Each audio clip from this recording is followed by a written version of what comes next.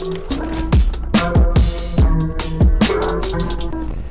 right, here we go. Yo, what up, though? Melvin Farmer in the building. What's good, my guy? Oh, man, what's going on? Thank you for having me, man. It's a pleasure. No problem, man. You know, I'm excited. You know what I'm saying? Definitely one of the first people I interviewed from L.A.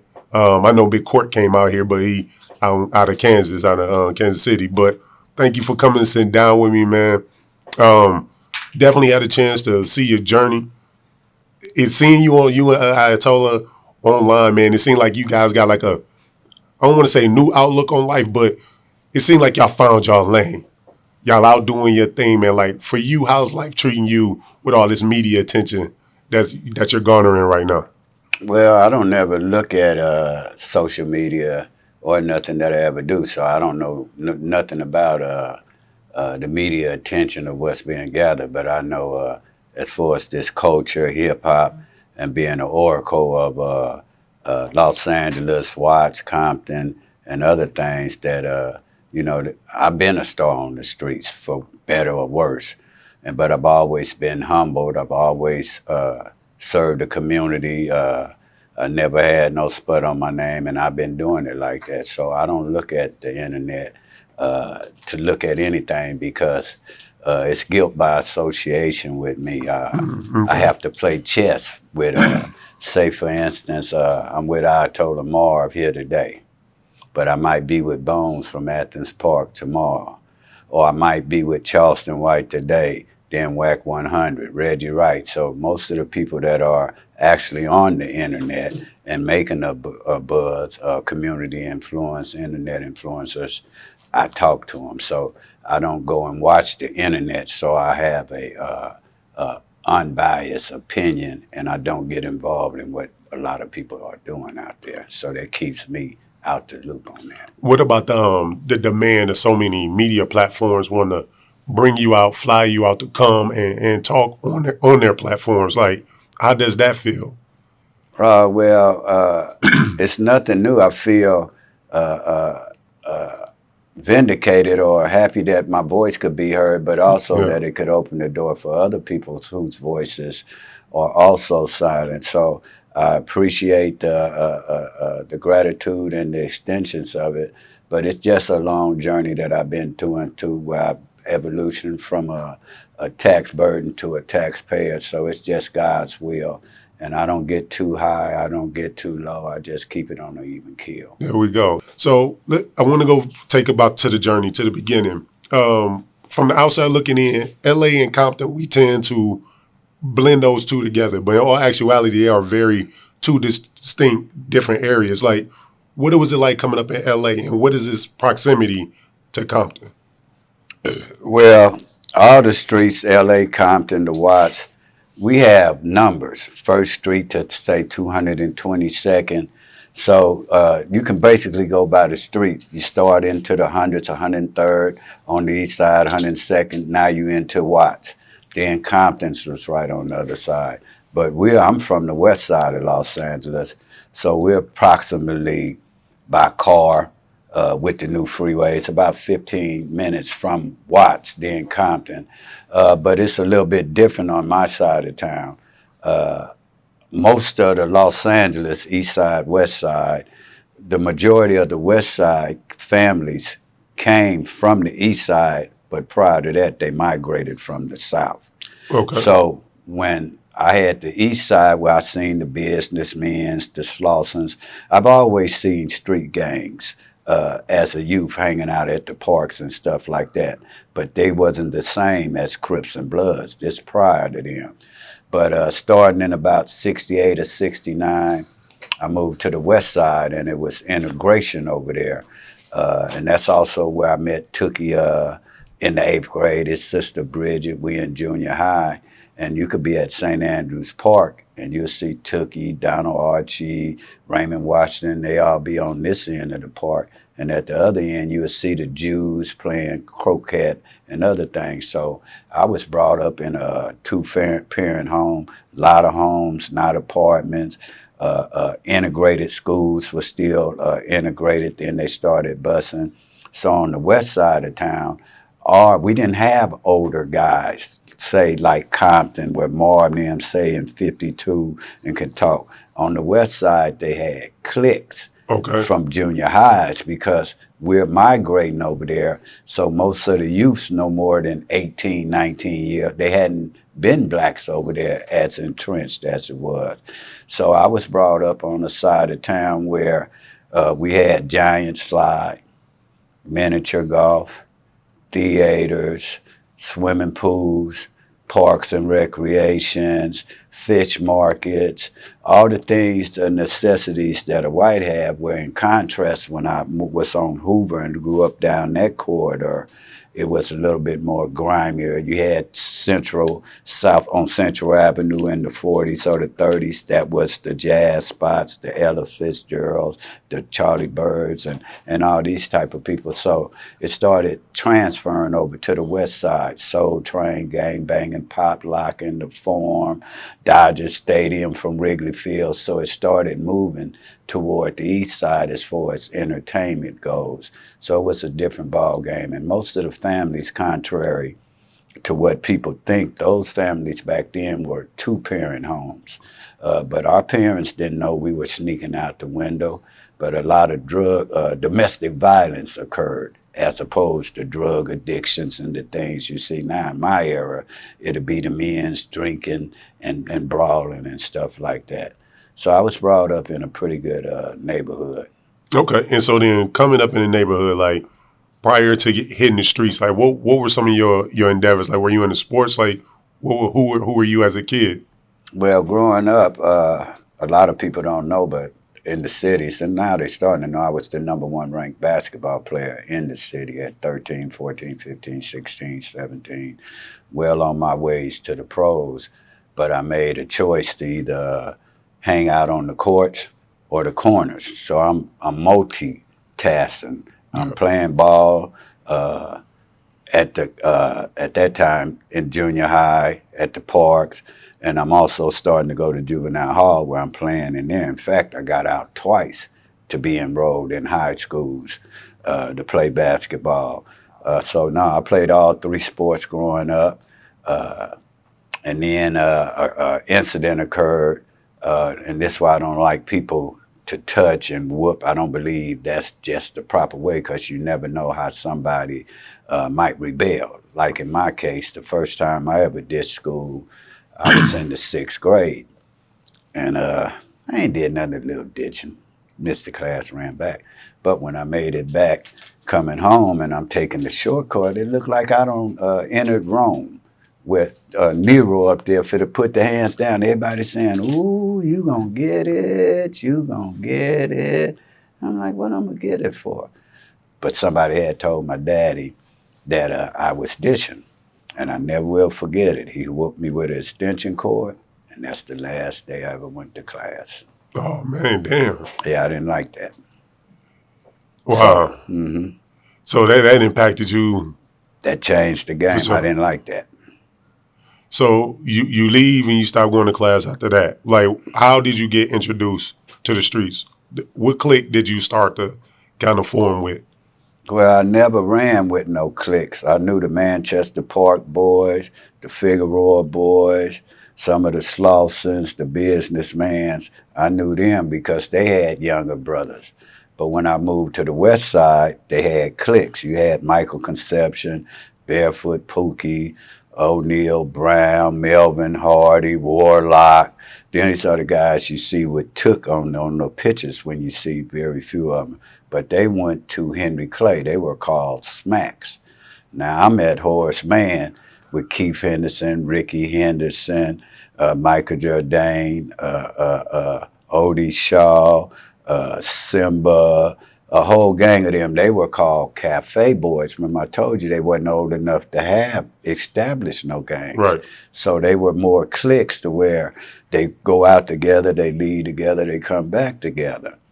So I met Tookie when I checked in from Bret Hart. They had just changed from, you used to have to go to 7A, 7B, 8A, but they changed it where you just go 7th, 8th. So when I end up going to Bret Hart, I end up in the 8th grade, and the first girl I meet there, her name was Bridget, who happened to be Tookie's sister.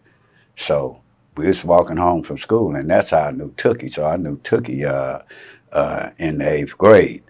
From then on, Mouse and a lot of guys you see infamous on these social medias or got stories to tell. We was all 14 and 15.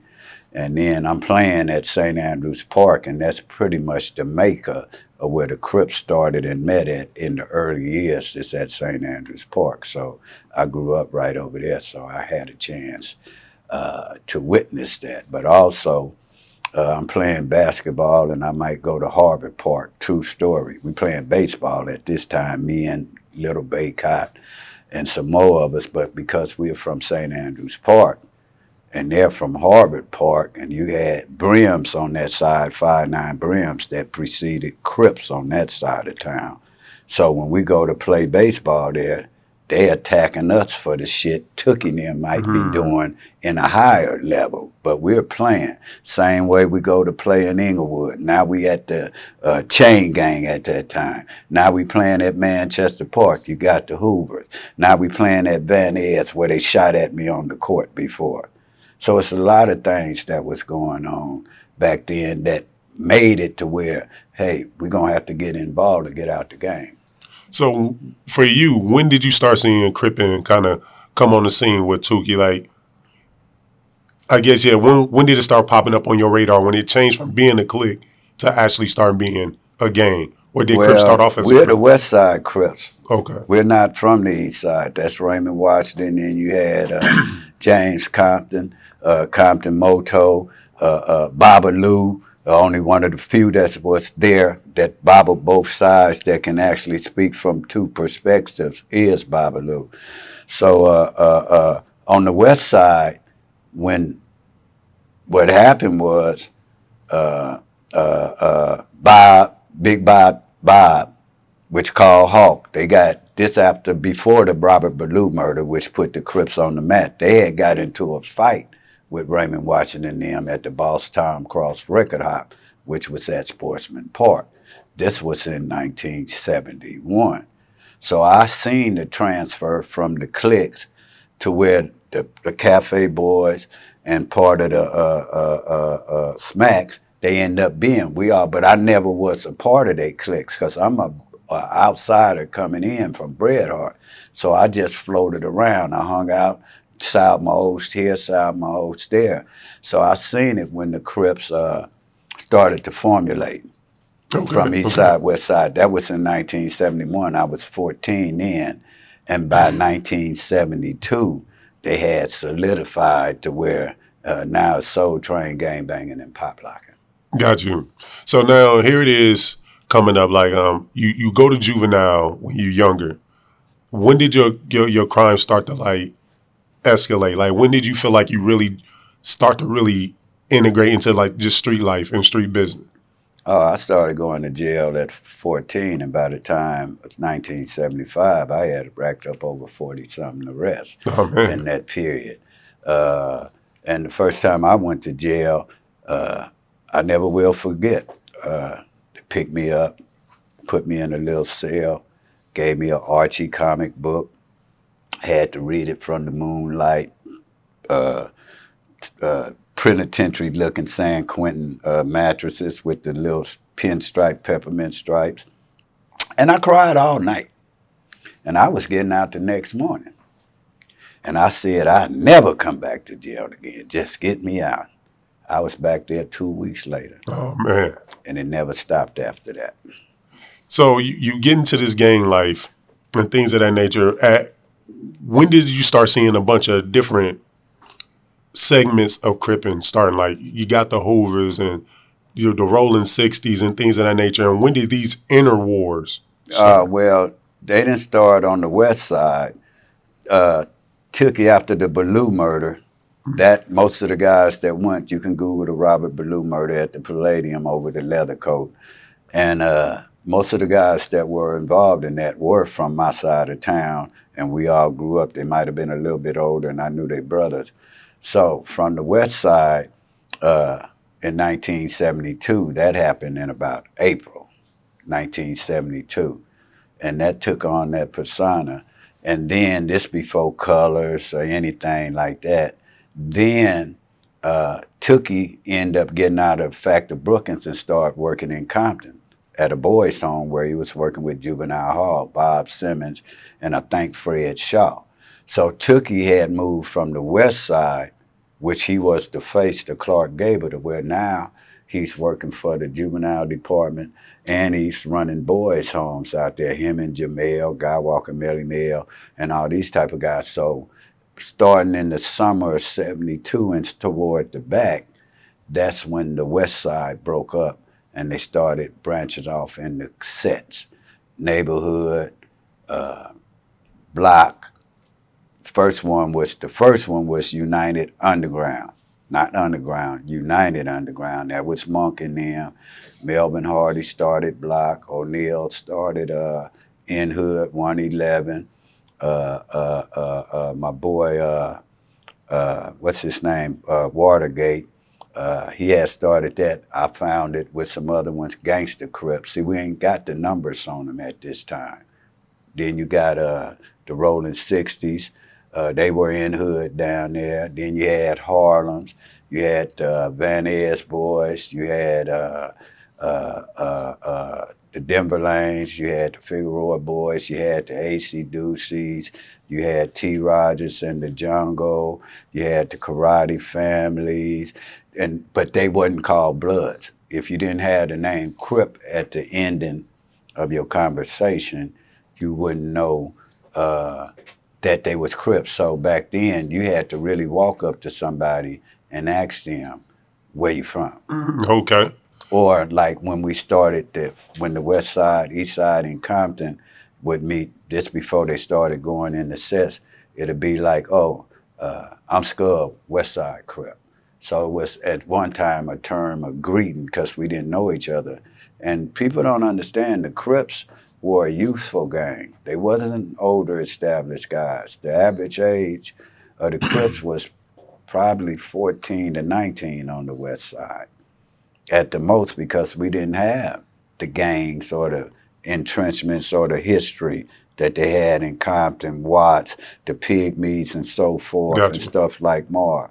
We didn't have that because they were integrating on that side. So when did the numbers start coming in, like the A-Trade, things of that nature? When does those start getting attached to it?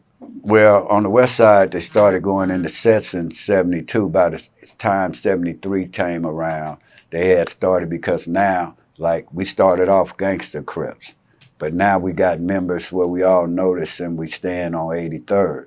So I'm on 83rd, so now we A-Trade Gangster Crips. But it started off Gangster Crips. That's the biggest. And like then you had two in hoods. You got 111.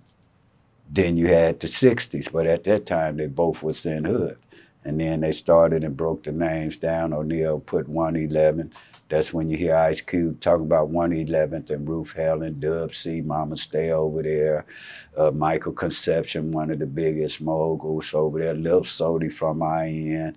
Nipsey Hussle on over there. Ice-T. A lot of them, Silky Fine, Rome, Yo-Yo. What's my boy name? S-Mac, that's on Nick Cannon's show. His brother is a rapper too. So a lot of them come from the west side, but let it be known, Compton, when it came to the rap and putting it on, Compton was at the forefront. They Eazy-E and them, and then a couple, but Compton, Watts, and like that. And then we started getting in the game back then, Ice-T and them. We was all in school together. Got you. So you seeing Ice, excuse me, you seeing Ice-T on Colors. Like Colors to me. I never looked at Colors. You never saw the movie? Mm-mm. What for? You lived there, huh? Yeah, I ain't looked at no gang movies, ever. For what? I mean, I don't know, I guess the entertainment of it, are they getting it corrected? Ain't nothing entertainment about a game that's killing, young man, particularly when it's depicted falsely to give them this image of glorifying, which we at now. I don't see nothing funny in a lot of these movies when you've actually seen a young person die or somebody get incarcerated. I don't look at it for entertainment. Got you. So because a lot of the world was introduced to LA gang culture through that movie. Mm-hmm. Did you ever foresee it becoming that, like LA gangs actually being that impactful to a country? Well, it was impactful in the music industry, and the music industry is doing the same thing now with streaming it out. So I could see where it made a difference. But if you ask me, did I see what a group of young men were doing at that age?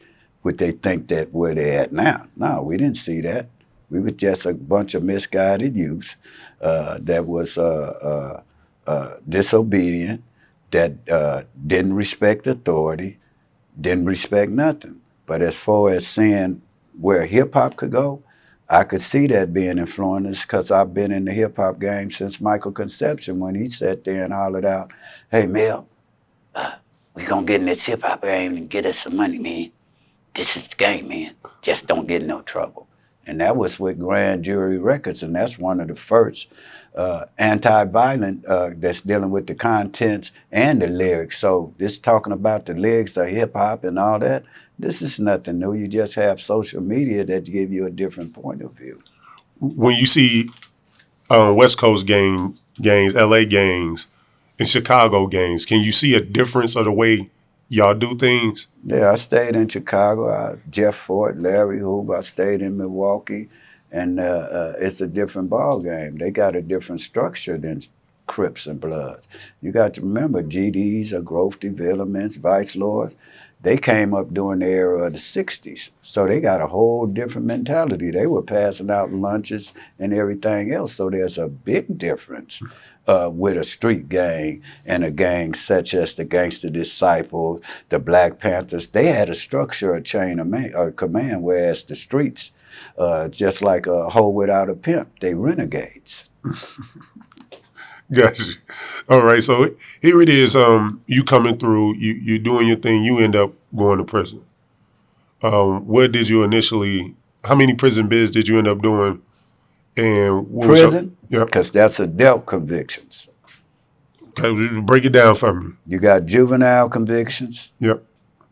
Where you a ward of the court, where they think that they can rehabilitate you and you can go in and out. That's how come I can go out and come back and forth. But once you get 18 or 21, now the game changes where them numbers get longer, the sentences get longer.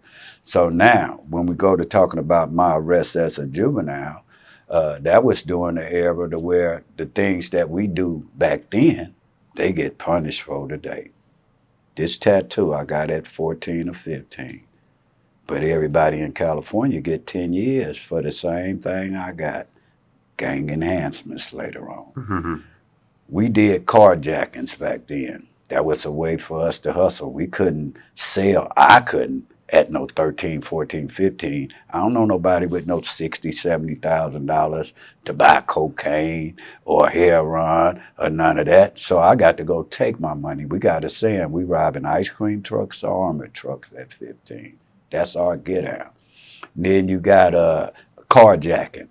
When I was getting arrested for it, it was GTA, sight out, getting caught with a gun.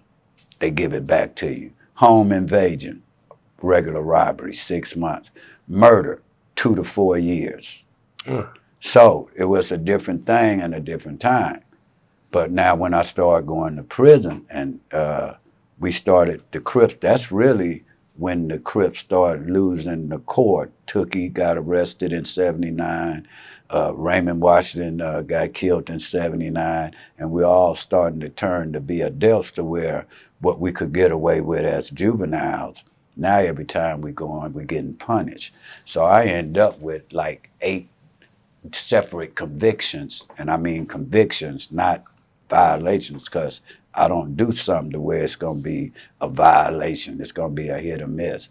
So I started going to prison, and that was a new awakening because now we've been gang banging in juvenile hall. Now we up here where we with the big boys, the George Jacksons, the Fleety Gromgos, the Geronimo Platts, and all these type of guys, the BGF, the Mexican Mafia, the Aaron Brother. We don't know nothing about this.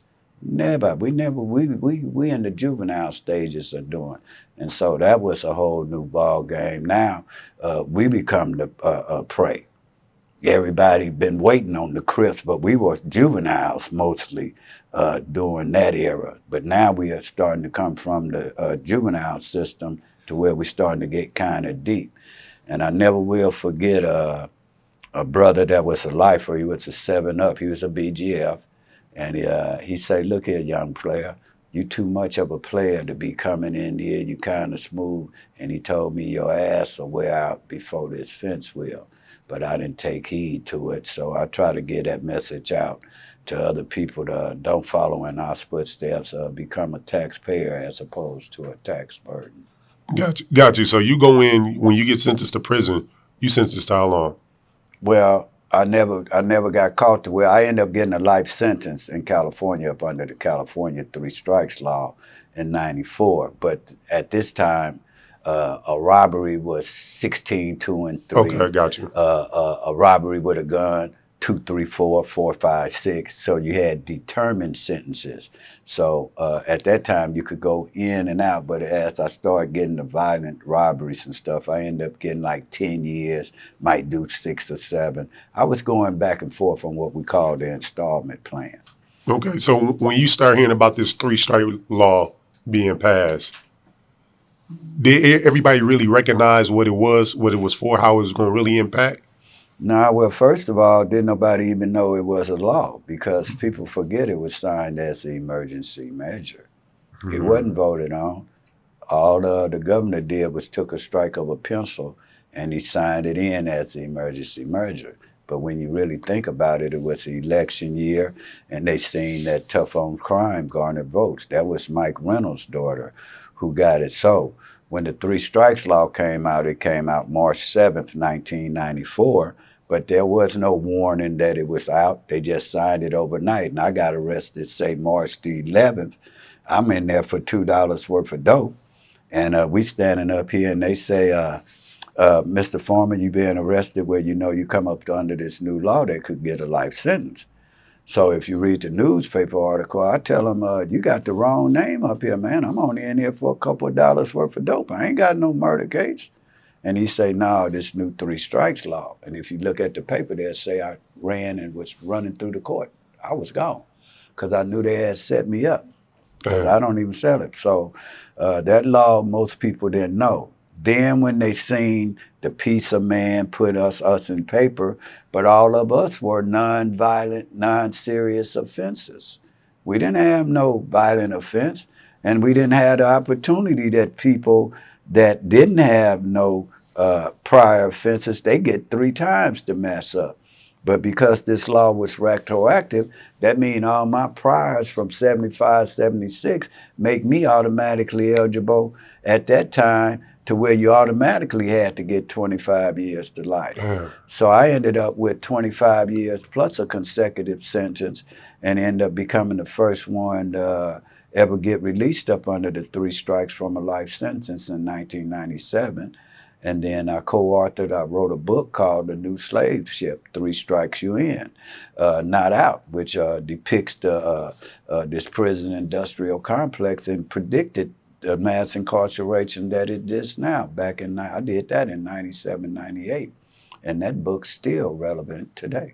So when you get this, you stand before courts and they give you this sentence of 25 years, like, what is going through your mind? Well, a real convict, and there's a difference between a convict and an inmate. Big difference. Explain that for me real quick. An inmate gonna go to prison, he gonna buck, he gonna work, he gonna do what the fuck they say. A convict gonna go there and do what the fuck he want, regardless to whatever you say. I wasn't working on the streets. I'm not programming, and that's our get out. They don't mind fucking off the police. You see them bragging over here, particularly these guys. Oh, I caught a fade in the county.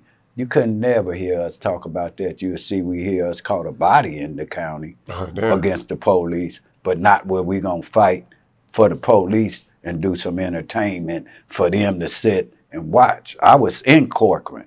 Google the Corcoran murders, where they was letting the BGF, the Mexican Mafia, the ABs, where they letting us out in isolation, in controlled movements, where we in a shoot program, security house, and walk along, and you'll be a black out there, and they'd let them out like lions, and you fighting them off, and you get killed. Google it. So they was killing us. So at the end of the day, the game was different down there back then, and you had to really stand up for that stuff, man. You really did. So it wasn't. We didn't have time to be bragging or trying to. We had to really survive in there to where they were really after the young guys. So there's a big difference between being an inmate and a convict. So my mindset is this: to get back to what happens when I go to court. I already know I'm fit to get found guilty. I already know that it's a mandatory 25-year to life sentence. So what I did do is start every time I go to court putting something on paper to where I might be able to peel it. Did you say you was the police when you ran and did a warrantless search? I had my lawyer ask that question, and that's why I sit here today. So you don't go in pouting about you're going to get found guilty. You're working to set yourself up to where that question get put on that paper that you might can get back. So when they told me I was getting 25 years to life, I didn't feel nothing because I looked at it like this. It's a lot of shit that you get away with, money, hustling, and you don't pay taxes. But when you hustling and you don't pay taxes by going to jail, and they take it out your ass. So I just looked at it like, hey, I don't got away with a lot of shit. Maybe this one's something I'm going to have to ride. That's how the game goes. So what was the loophole or what you ended up finding that got you out to being the first one to beat that 3 strike? Well, what happened was they did a warrantless search, same way Breonna Taylor got killed. That's called a warrantless search or no-knock notice. When you lock your door, you have a right to expectations when you lock that door to privacy. It's only 3 ways that they can enter that house. The house on fire, you got chased, or they think you destroying drugs or something like that. So they had been having me under surveillance for 90 days up under DEA, drug agencies, and robbery homicide, because at that time we jackins, we still doing what we do. And so they had been trailing me, but I wasn't doing nothing. I already had hit where at that time I'm sitting on $250,000 cash. I already don't hit a lick for 40 keys. So I'm already balling. I ain't worrying about nothing but waking up. That's my only problem, waking up. And so they trailing me and stuff, and then the day 3 strikes come out, they do a warrantless search, where when you do a warrantless search, you have to announce. It's called a no-knock notice. You have to say, bam, police. You can't go, bam, police. It got to go police then. That's called a no-knock. So usually the police will lie, and they'll say, well, did you do a no-knock notice? They'll say, yeah, we gave them notice. But it was a rookie cop that went first in my case. And my lawyer was like Columbo. He was fit to walk off, and he said, oh, did y'all make an announcement before y'all knock? And we was walking away thinking, we know he gonna say yeah. But when he said no, I knew I had a chance, because they didn't have no warrant. And we ended up filing an appeal.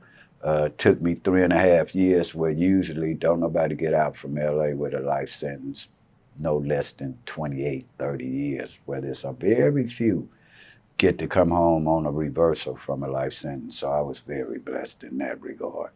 And I bring that up because recently, baby brother, Terence Gangster Williams, he came home, and I believe he was facing a life sentence plus some for some murders, but he ended up telling on some people, on some murders of some people that was dead. And I guess baby kind of put him aside, like, I'm not dealing with you, you snitching, things of that nature. When you see somebody who telling somebody that's gone to get out from under a life sentence plus some, is that considered snitching? Well, first we got to understand what snitching is, man. They killing me with this snitching, with this snitching, with this snitching. Snitching is overrated. That's a snitch is somebody that like, oh, he's selling dope. I'm going to call the police. Oh, he breaking in a car. Oh, I'm going to tell. See, everything dealing with telling. Now, the interesting thing, if you would ask me what you could learn from that situation is the value of information. Mm-hmm. He got all the money in the world. That could have bailed him out or got him a lawyer to get out. But he told them something that was pertinent that they didn't have to get out. Same way with what you call them. So I look at it from a perspective of you learn that money doesn't count in the court of law. But I tell you one thing about the young man, for him to tell about some murders to where the suspects was dead, the only way he could have did that unless he was involved. Because they're not going to tell you certain things on a murder investigation to keep the prank calls where, oh, I know this, I know that. You're going to know something that only the murder. So when I look at him like, you better keep your eye on this little fella here. He's pretty dangerous. Whereas you'll hear Charleston White, oh, I know about 3 murders. You don't know about a goddamn thing because you ain't in that element. But this young man here, he had to tell them something where they knew it was factual. That's what I would be looking at. Forget whether he snitched. I don't even look at it like that. I look at it like, at the end of the day, who hurt? Yeah, yeah. Because what the police want to do is bring closure to those families of those unsolved murders. See, that's the flip side. So I look at that prospect too and look at the overall picture. It just comes back to me. Information is being provided, and I look at it like that's the power of information as opposed to money. So you brought up Charleston, and you and Charleston had somewhat a relationship. You kind of knew him for a little bit, a couple of years. Mm-hmm. Like, what is, if you could define Charleston to you, like your definition, like how do you see Charleston? Like before you met him, I mean, when you first met him versus who he is now. When I first met him, he was an all right guy, but it's a lot of things he say. First, to me, Charleston is a fake. And what I say by that is we'll go into character modes, and a lot of things he'll say, and he'll add exaggerations, like he say, I came to L.A. gangbanging. That's not true. I got the video. He came to L.A. to meet me as a fan. Mm-hmm. A lot of people, I give their voices chances to have their voices heard. So Charleston came to meet me because he say, Melvin, you're the only one, don't be bragging and this and that, and I want to come and network with you. So I put him on a show with Alex Alonso, put him on another show, took him to Nipsey Hussle. And so people will get that concept, oh, he came and met me, and no, that's not true. When he came there, he was non-affiliated, not gangbanging, and a lot of times you hear, oh, Melvin didn't have this, Melvin didn't show you shit, because Melvin didn't know you. Now, this is what year? This in 2018. Okay. So all the way up till all the way up to 2020, we was doing a lot of things together. Then the incident happened to where he got robbed. And that's when shit started changing. And he started talking that shit. But if people don't realize, the people he talking about, he met through me. So how you gonna meet people that you met through me then go and talk about? That ain't how that game go. Was it that he felt like they robbed him? Is that what he just, he already had been having trouble out here with Crips and Bloods when he came to L.A. He came to L.A. to get validated through meeting me. But he wasn't coming there. I didn't know all this at the time. But I'm up fair. People come from all over to meet me or Marv or a whole lot of other people. Yeah. You know, that's the culture. Plus, they know that I'm going to look out for him. It's going to be fair and square. Ain't going to be. So he ain't nothing but the other one. But after that, he started to get too big for his britches, saying things that's disrespectful. Because to me, I don't have, really want to even be talking about somebody who went and got somebody else put in jail after you don't went and said, That's not acceptable, and we let him get away with things. So I'm in character for us out here today. But other than that, people would think, no, this ain't got nothing. I don't have to say Charleston White name, Charleston White, Betty White, Barry White, or any other goddamn white name. Period. I make news without it. Been doing it. They trying to get there. I don't even look at social media. I don't want the spotlight. I ain't trying to get it. I get more enjoyment out of helping people and changing their lives with our boots to the ground when the camera's not around. Okay. So Charleston is out there. Like you say, he get robbed, things of that nature. I guess at some point he comes back to Texas. And I remember Dallas Global, a blog here in Texas, was one of the first ones to actually put him on like an interview platform where the world got to see Charleston going at, another popular artist, Go Yayo, calling a high school, because the high school had Go Yayo performing up there. Yeah, and he called the police and got the man,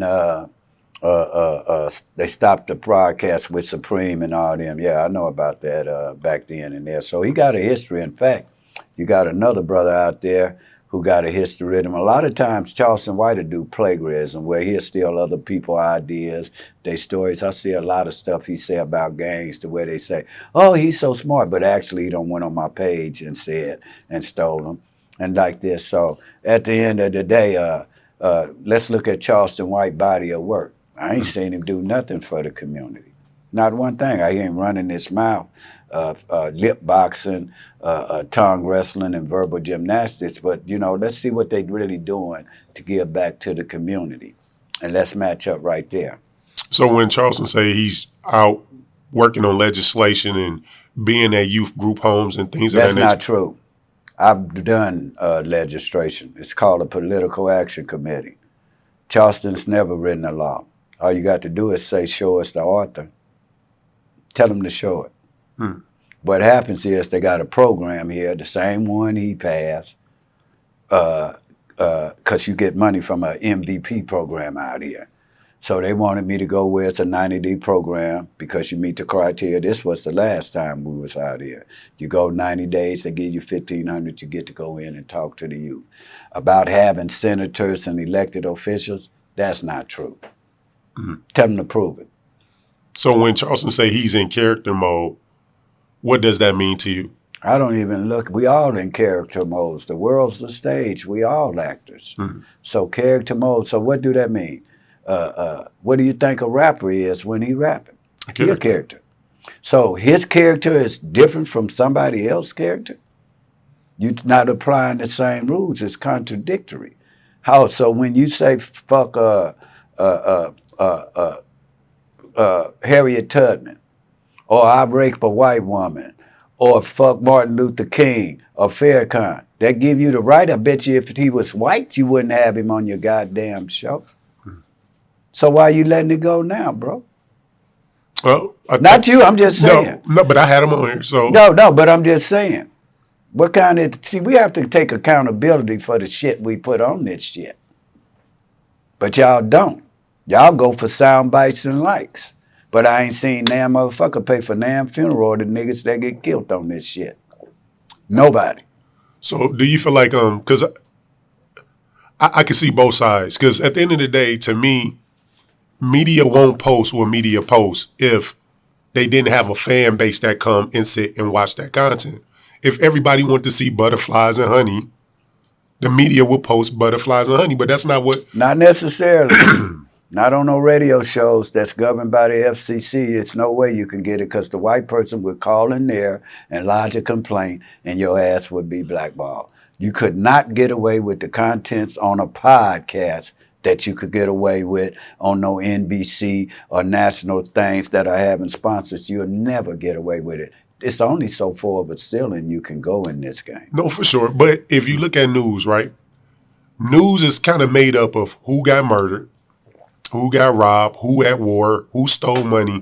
It's all kind of sensationalism towards the negative. Like, even if we went on NFL.com, it's not going to talk about who caught a pass in practice today. It's who got cut, who got hurt.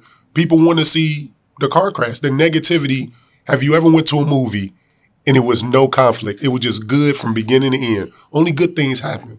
No, we don't want to see that. It's not entertaining. Well, they got a see lot the of conflict. people, we as blacks don't want to see it.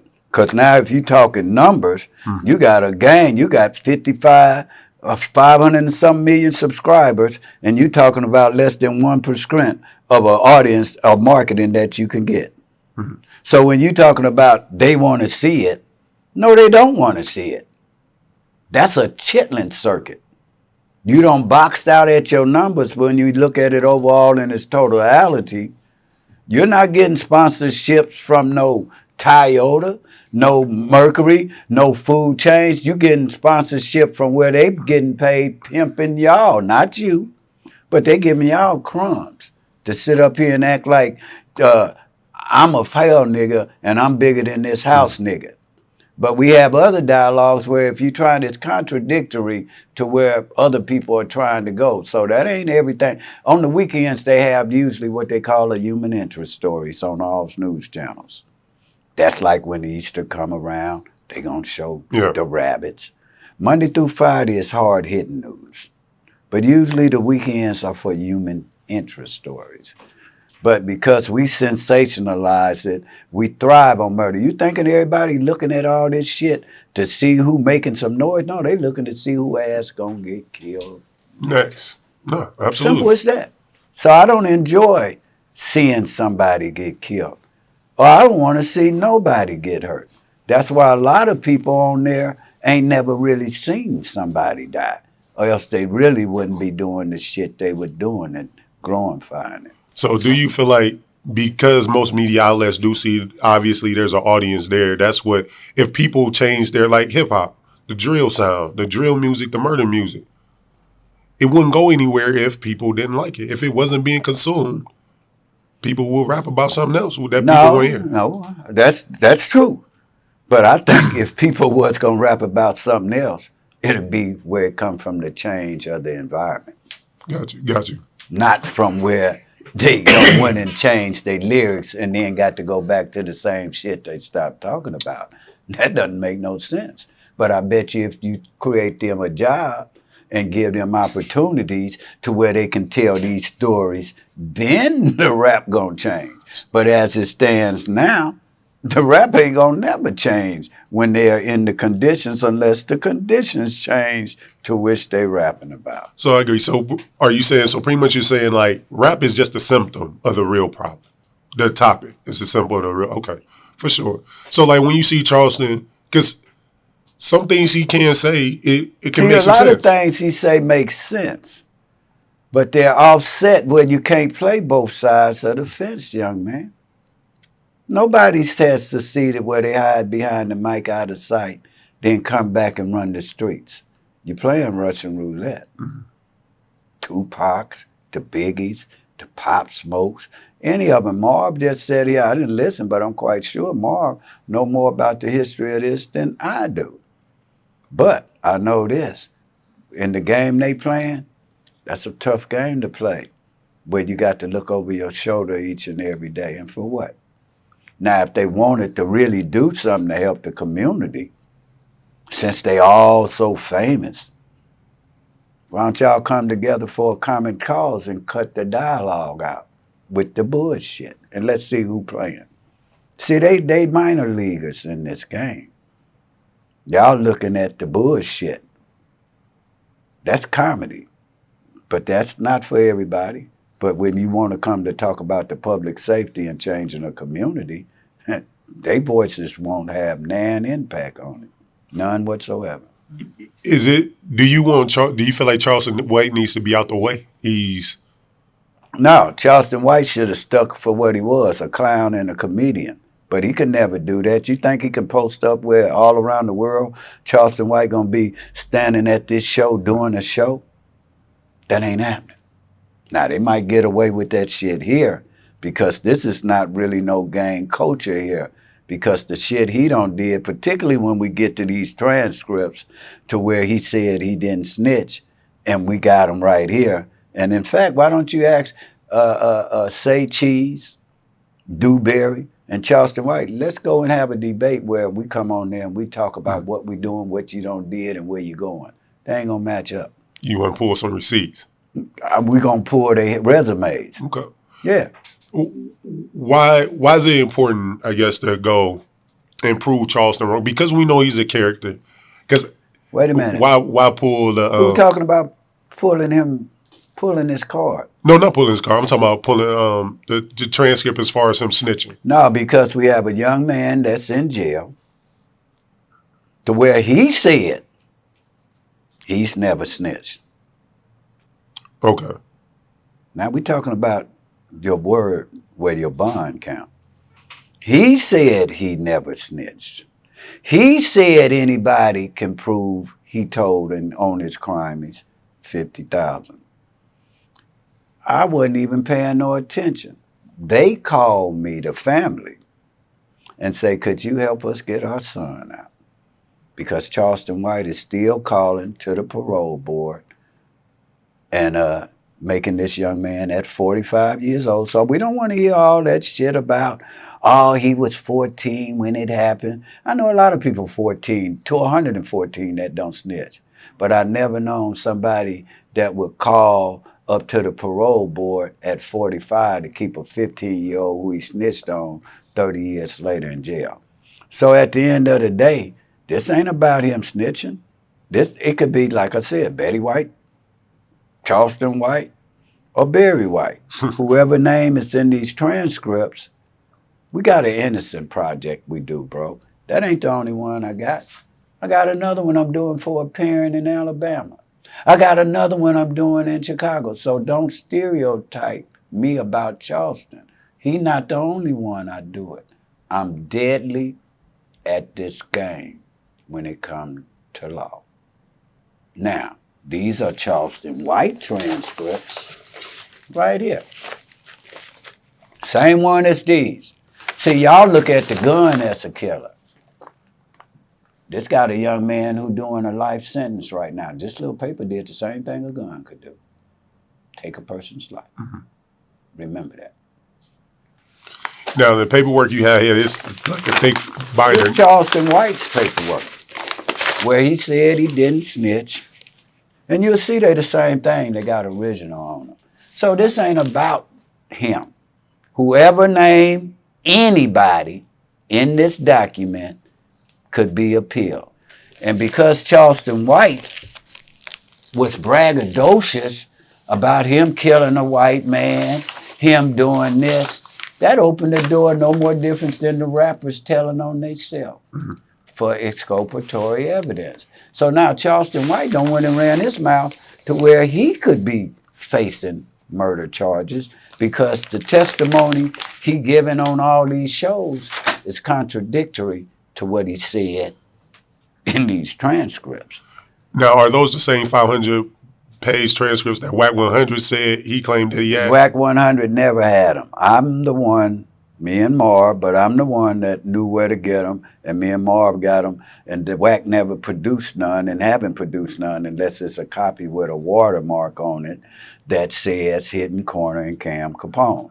But he knew about it because I had told Reggie Wright, and I told WAC, I told Adam 22, that's how we got on Adam Jumper, Cam Capone. But a lot of these shows blackball us because the truth never could so exist with a lie. Everything Charleston White has been saying is a lie. But y'all don't want him. He won't match up with me. He go on Vlad TV. I killed a white man. I killed a white man. But that ain't what you said in court. When they asked you who killed that white man, you said Antoine Doolittle. Oh, they stopped me from going to prison to where they huddled up and they saved my life, because that's not what happened, young man. You got arrested 9/18/91.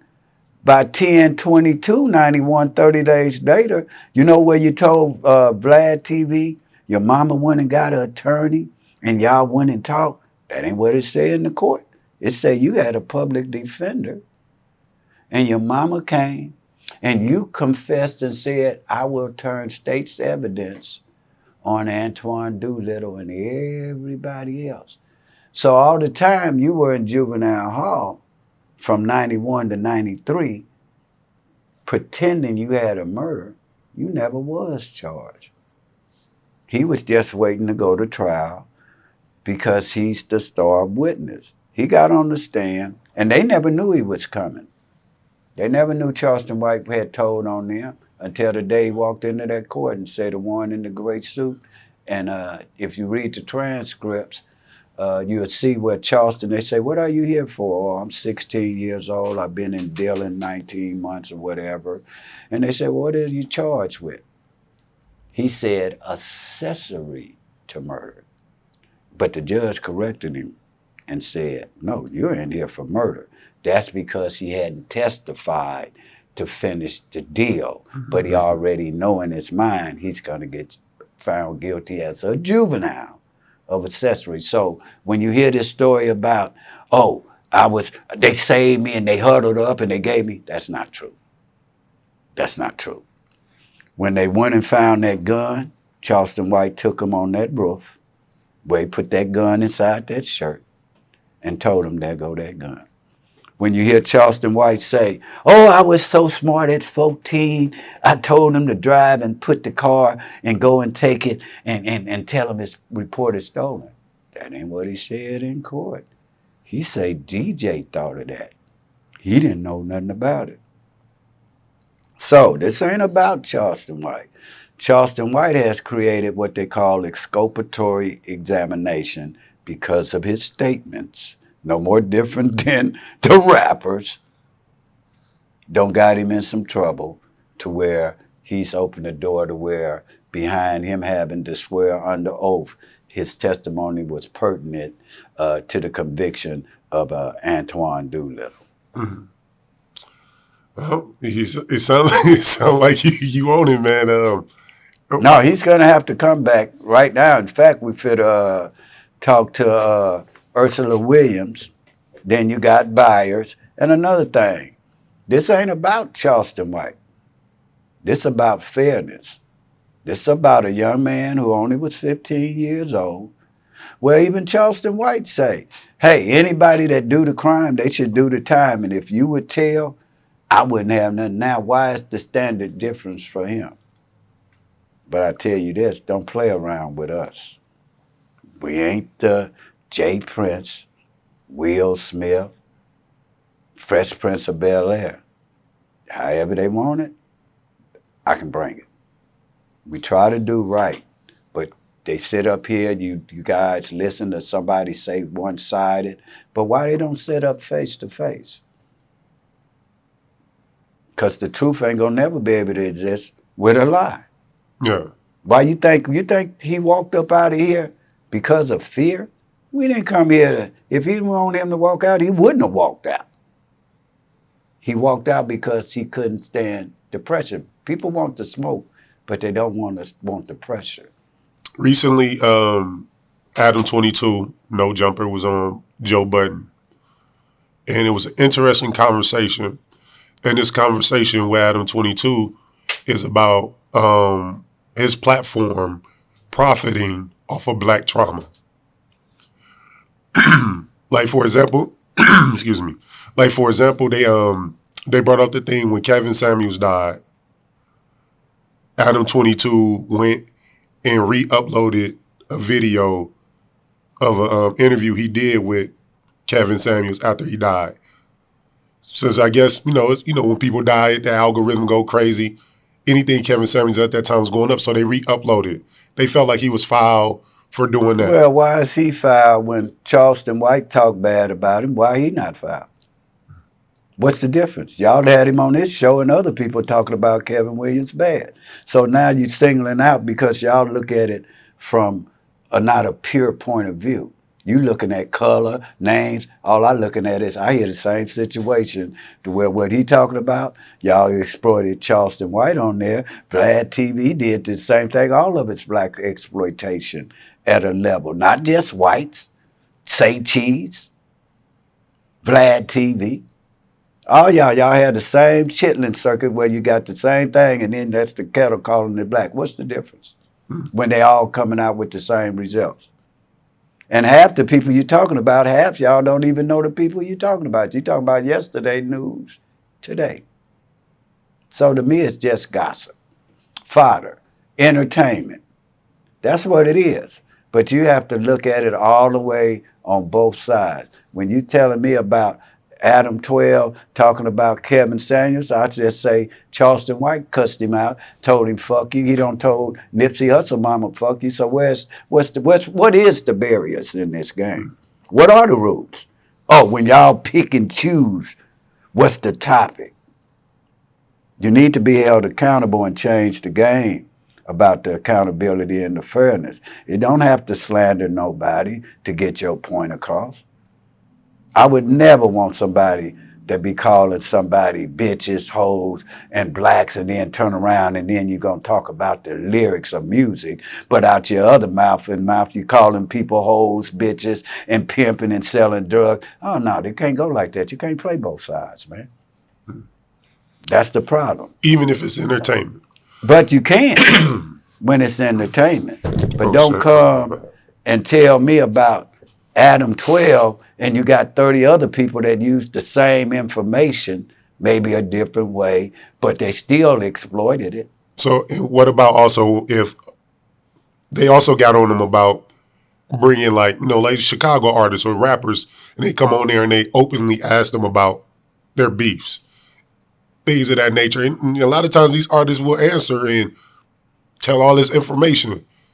Do you feel like that's also appropriation, like making money off of trauma? They making money off of, a person has the right to answer if you ask me something, whether I want to answer it or not. But once again, everybody else doing the same shit. Whack 100, he talking shit.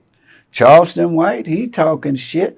I don't see how you can say one person when they all living off trauma. Charleston White showing guns, shooting guns, saying he gonna kill people, allegedly pepper spraying. Whack 100, talking about he gonna kill this dude. I'm getting this, I got the sack. What is the difference? It's still talking about violence and threats. It's nothing positive coming out of nan conversation. I don't heard where you talking about any of them. What you don't told me positive. Right.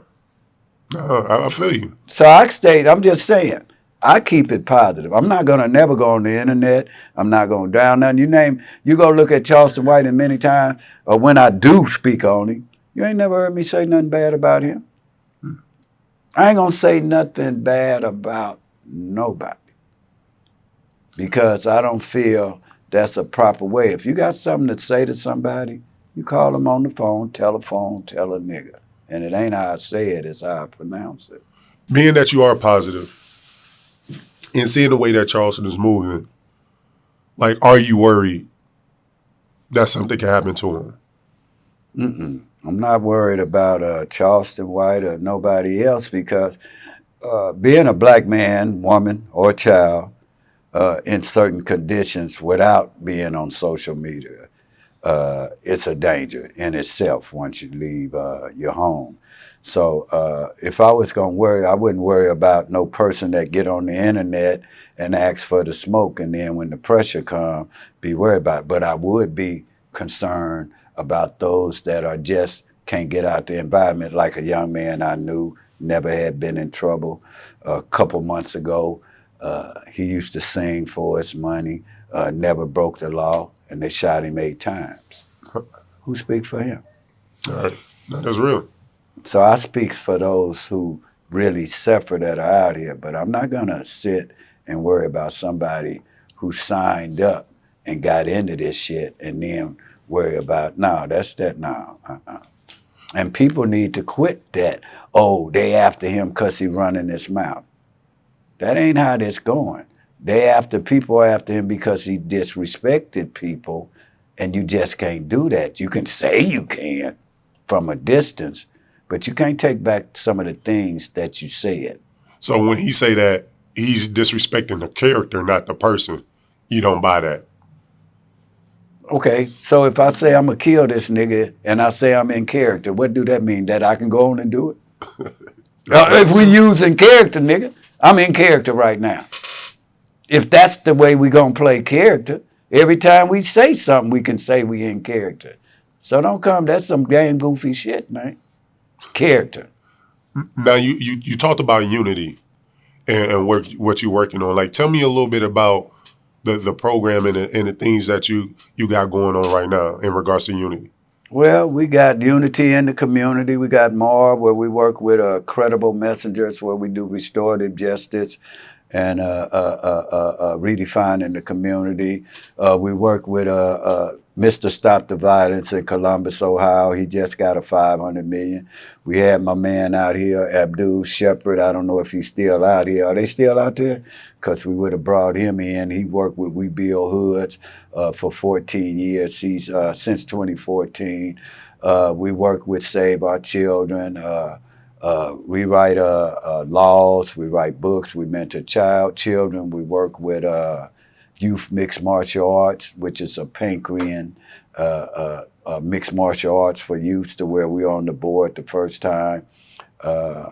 We host podcasts. We do quite a bit. We are uniting youth across America to show them that it's a better way. LA gangs unite. And we got Gangster. We got a lot of people that are working together trying to create dialogue that can make it a safer and a better place for us as browns and blacks in America. I see you and Ayatollah Marv on doing a lot of work together on shows. And like, y'all personalities kind of fit so well. Like, I asked him this as well. Like, would y'all ever do like a podcast together where people can come directly and listen to y'all? Yeah, we're working on one. You know, I got a show I do, low-key underground, cult level, Hitting Corners, where I hit corners like I just was with Melly Mel and Sugar Hill Gang, where we was together over the weekend talking about the rap and the lyrics. And then we was with Nipsey Hussle with the Planning of the Star with Sweetie. So we're just doing a lot of things that me and Mark we got a lot of things. We want to go and start a cheaper, lower brand of having legal aid. Okay. Like, as you can see now, we do legal work for people that have high-profile cases that could be affected. We do that at a lower rate. So we just try to do that together, and I think we'll probably end up putting something together where we'll have a show that's geared toward positivity and telling stories like not only me and Mar, but other guys that other people look up to that have changed their lives, as opposed to the garbage and stuff. We just try to stay positive. Well, I tell you what, man, I appreciate you coming sitting with me. It's dope seeing y'all journey, seeing where y'all were, where y'all are now, and y'all impact that y'all making on the world. So appreciate you definitely sitting down with me. All right, thank you. Appreciate it too. Until we meet again. All right, thanks.